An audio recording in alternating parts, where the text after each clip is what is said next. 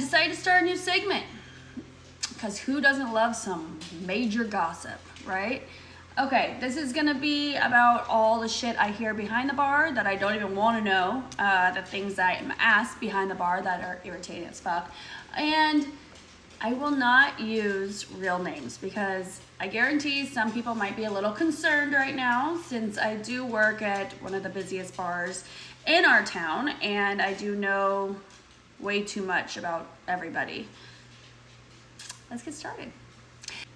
I had a customer that I do not know. Weird, right? Because I know like everybody in this county. And she was sitting at the bar by herself, drinking a beer, and then she starts crying. I'm like, first off, don't cry at a bar. Please just take that shit home because it's depressing. I mean, come on. Anyways, and I felt bad, you know, and I went up to her, you know, I'm like, hey, you all good? Like, are you okay? And then she starts crying a little bit more. And I'm like, fuck, she's gonna open up on me and I just don't know what to expect. And she did. Okay, so she's like, well, I just found out my fiance is cheating on me. And I'm like, oh, that's terrible. Like, oh my God. Okay. And she's like, yeah. And to make things worse, I just moved here from Oregon to be with him. And I found out within a week of me moving here. And I'm like, oh no. Well, shit. I don't know you. Obviously, you came from Oregon. I might know him. I mean, what's his name? His name's Bill. Not really. His name's Bill. I'm like, Bill who? Bill Smith. And I'm just like, yeah, I think I might know him. And she said, yeah, you might know his ex-wife. And I'm like, yeah, is his ex-wife Jessica? And she said, yes. And I'm like, okay, so this guy, you realize that this guy cheated on his ex-wife with his ex-wife's brother's wife, right? And she's like, yes, I know. I was like, wasn't that a red flag? Like, he literally has a kid with his ex-wife and a kid with his ex-wife's brother's wife now.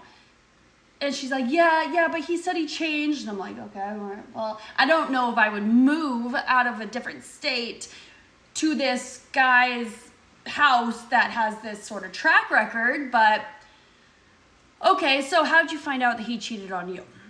And she said that he was acting kind of weird, and he was hiding his phone a lot, and so she was able to like watch him put in his password. So when he fell asleep, she went through his phone, and there was a conversation with another girl, and so she copied down the phone number, and then the following morning, she messaged this girl, and it was confirmed that they have been fucking. I'm like, oh, fuck. Oh, I'm like, well, done deal, right? I mean, you got the confirmation, like, bounce back to fucking Oregon, I guess, right?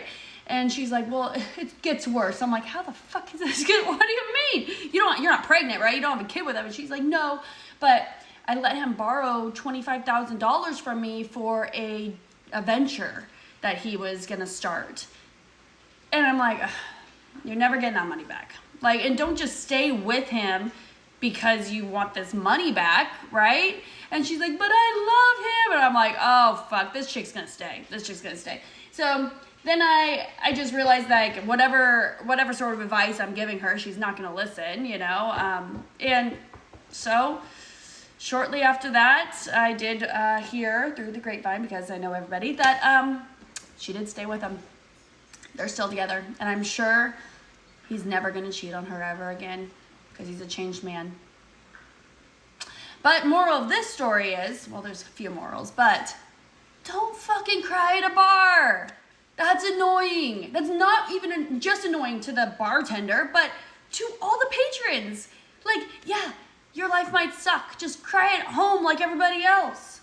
Another moral is like, hey, if he has a track record, don't just uproot your total existence to be with this person. Like, obviously, he might not be changing for you. And don't let anyone borrow that sort of money. So sad.